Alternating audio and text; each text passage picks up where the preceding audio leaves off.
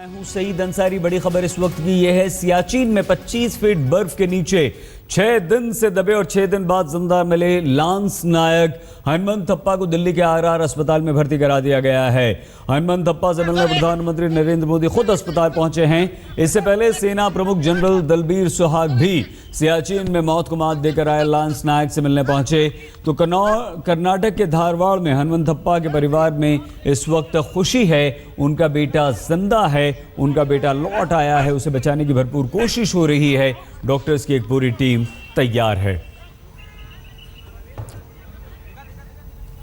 और अब से बस थोड़ी ही देर पहले जब प्रधानमंत्री नरेंद्र मोदी आरआर अस्पताल पहुंचे तो उस वक्त वहां पर मौजूद थे हमारे संवाददाता मंजीत नेगी। मंजीत, उसी वक्त का हाल बता रहे हैं। अभी बिना सूचना के प्रधानमंत्री आरआर हॉस्पिटल पहुंचे थे। यहाँ तक कि जो रूट है साउथ ब्लॉक से लेकर आरआर हॉस्पिटल तक पहुंचने का जो रास्ता है वो भी बंद नहीं किया गया, यानी कि ट्रैफिक के बीच में प्रधानमंत्री मोदी यहाँ पर पहुंचे और 10 मिनट तक हॉस्पिटल के अंदर रहने के बाद इस वक्त काफिला वापस साउथ ब्लॉक की तरफ निकल रहा है।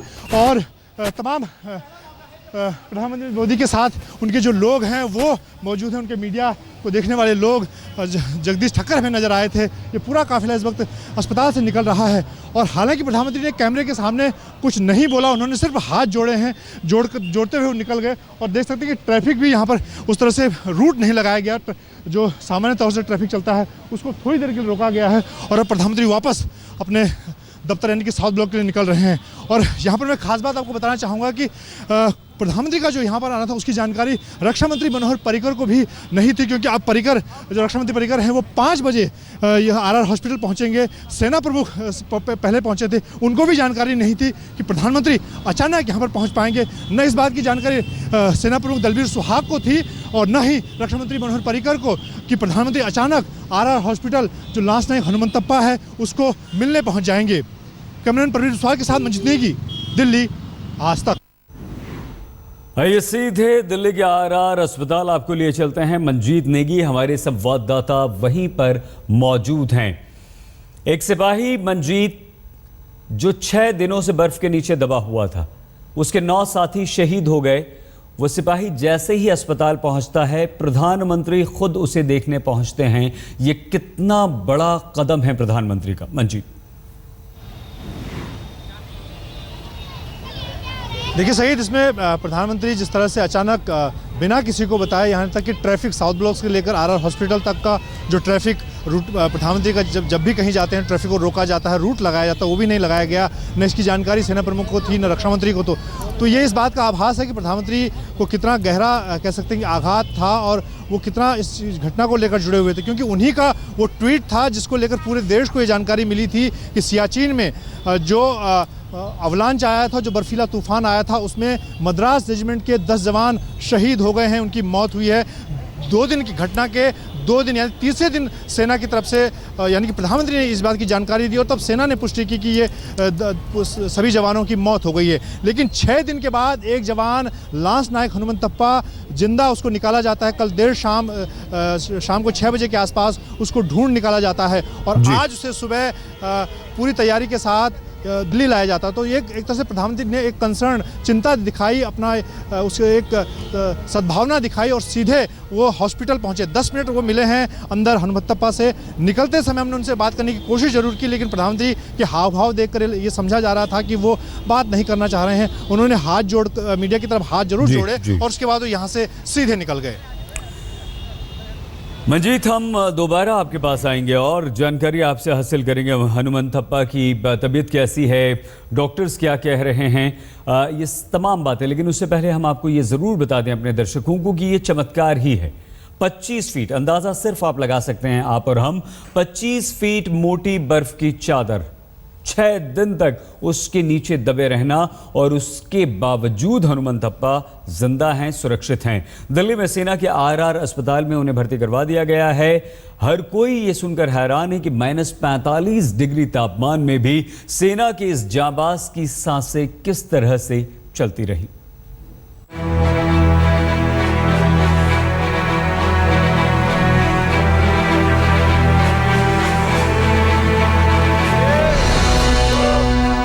सियाचिन में सबसे बड़ा चमत्कार। 19,600 फीट की ऊंचाई पर जिंदगी जिंदाबाद।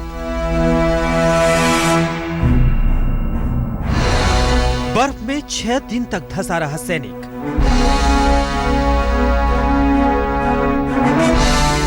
पच्चीस फीट बर्फ के नीचे से जिंदा बचा जाबाज। -45 डिग्री में कैसे जिंदा रहा जवान? कुदरत के कहर के बाद हुआ करिश्मा।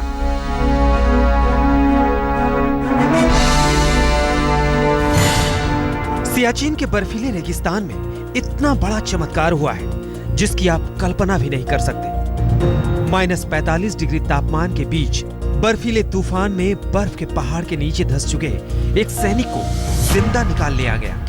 कर्नाटक के रहने वाले मद्रास रेजिमेंट के लांस नायक हनुमंथप्पा कोपट को पूरे 6 दिन बाद जिंदा बरामद किया गया। जरा गौर से देखिए कैसे सियाचिन की बर्फीली वादियों में पहले कुदरत का कहर टूटा और फिर किस्मत से कितना बड़ा कमाल हो गया। 3 फरवरी को सियाचिन में बाना पोस्ट के पास बर्फीला तूफान आया था। इस दौरान मद्रास बटालियन के 10 जवान गश्त कर रहे थे। सारे सैनिक बर्फीले तूफान की गहराइयों में दब गए। करीब 30 फीट बर्फ के पहाड़ के नीचे जाबाज लापता हो गए। 3 फरवरी को बर्फीला तूफान थमने के बाद सियाचिन के पहाड़ों में लापता जवानों के लिए सर्च ऑपरेशन शुरू किया गया।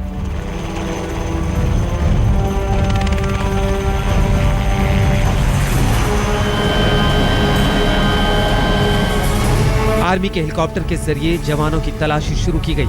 एयरफोर्स के हेलीकॉप्टर भी लापता सैनिकों को ढूंढने में जुटे रहे। विशेष ट्रेनिंग वाले खोजी कुत्तों को भी रेस्क्यू ऑपरेशन में लगाया गया, मगर कामयाबी नहीं मिली।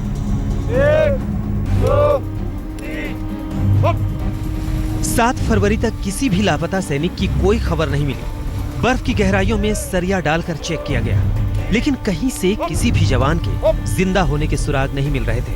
मगर 8 फरवरी को चमत्कार हो गया। 8 फरवरी को लांस नायक हनुमंथप्पा को रेस्क्यू टीम ने बरामद कर लिया। हनुमंथप्पा 6 दिन तक बर्फ में दबे रहने के बावजूद जिंदा बच गए। उनका शरीर 25 फीट बर्फ के नीचे दबा हुआ मिला। उन्हें निकालकर आर्मी के आरआर हॉस्पिटल में भर्ती कराया गया है।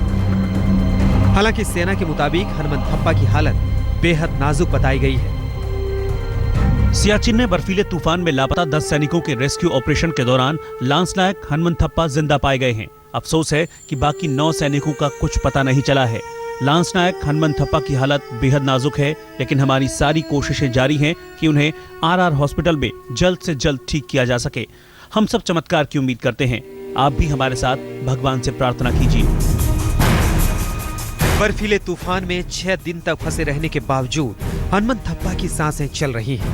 ये सबसे बड़ा चमत्कार है, क्योंकि 45 डिग्री तापमान में 25 फीट बर्फ के नीचे जिंदा बच पाना लगभग नामुमकिन है। सेना के मुताबिक बर्फीले तूफान में लापता हुए 10 जवानों में से 5 को बरामद कर लिया गया है। इनमें से 4 शवों की पहचान कर ली गई है। बाकी जवानों की तलाश जारी है।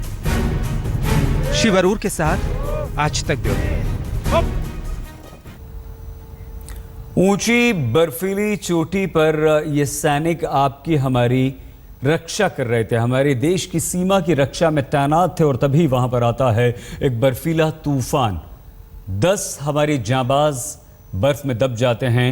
उन्हें मृत मान लिया जाता है, लेकिन एक चमत्कार होता है, और एक पत्नी के लिए शायद इससे बड़ी खुशी की बात और कुछ नहीं हो सकती। ये एक पत्नी की खुशी है जो कह रही है मैं उनसे बहुत जल्द मिलना चाहती हूँ, लेकिन बहुत ही महत्वपूर्ण बात इस पत्नी ने कही, माँ की दुआओं से बच गया उनका पति। परिजन भी बेहद खुश हैं।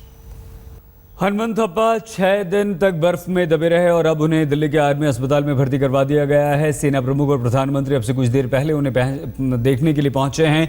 सियाचिन में जवानों को मौसम की कड़ी चुनौती का सामना करना पड़ता है।